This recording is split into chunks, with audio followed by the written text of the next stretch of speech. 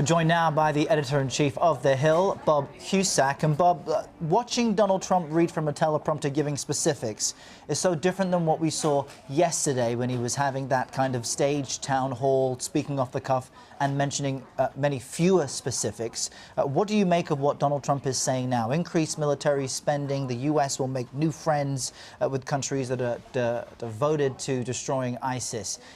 Are the undecided voters at this stage likely to be convinced?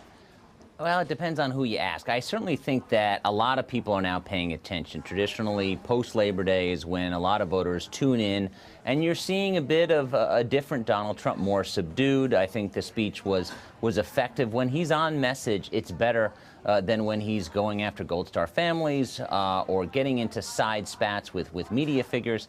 His target needs to be Hillary Clinton, her emails, her policies. That's what Republicans on Capitol Hill that I talked to, that's what they want. And he might be slowly getting there, but then he's always going to have a tweet or some other type of interview where he's going to go off script. But I do think, some people say it's boring, but in politics, you have to be on script. He has defied political gravity, defied all the rules.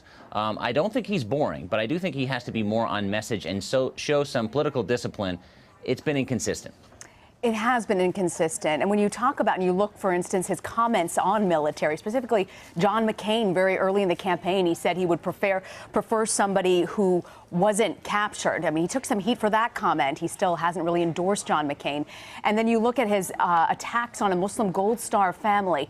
How is it that these numbers are so strong for him when it comes to those in the military? Military Times poll also showed something similar earlier in the year. 54% supported him. How do you explain that divide?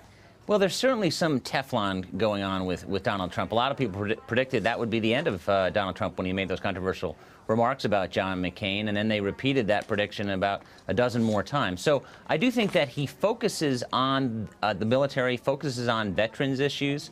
You know, his critics have said he doesn't really have a plan. That veterans, some veterans, you know, they're treated very well. But he is really, you know, when he skipped the Fox debate and then he did a veteran fundraising effort. I mean, veterans notice that. So I think talking about the issues gets the attention of voters. And it's, as a candidate, you've got to decide what issues am I going to talk about and what voters am I targeting. And so I do think that he's got a slight edge going into tonight.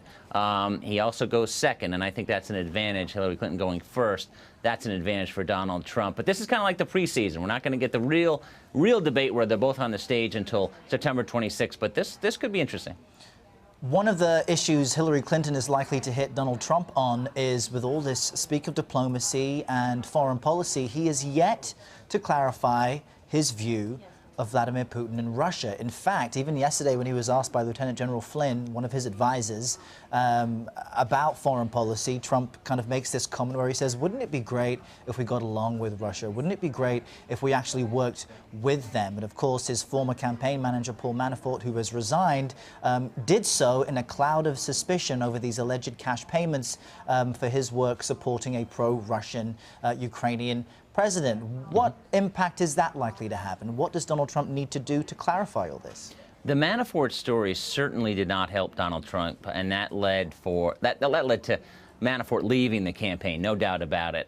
As far as the average voter, I don't think it's a big factor. I don't think they're going to the polls thinking about who's a friend of Putin and who's not. And remember, in 2012, you had Mitt Romney and Obama going at it, where Romney was saying, well, we can't trust Russia, and Obama saying, well, wait a minute, the Cold War is over. So the politics on this have completely flipped over the last 4 years. I do think that Democrats, you know, there is some polling that suggests it works. Otherwise, Democrats wouldn't be talking about it. But I don't think it's going to be a big dent to Donald Trump. He's got other things, other weaknesses that Democrats are going after, bigger ones like not releasing his tax returns.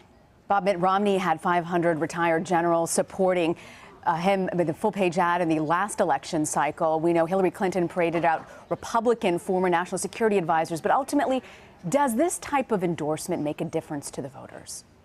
I don't think so. I think that they certainly grab headlines.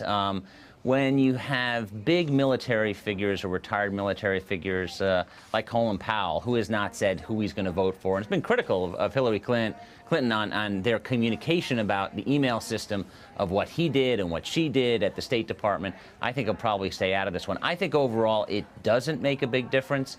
It doesn't really change the whole dynamic of the race unless it is a huge figure that both Trump and Clinton want. A lot of these military people, just most people have not heard of. All right, Bob Cusack, editor-in-chief of The Hill, joining us from Washington. Thanks for your insight today. Thank you.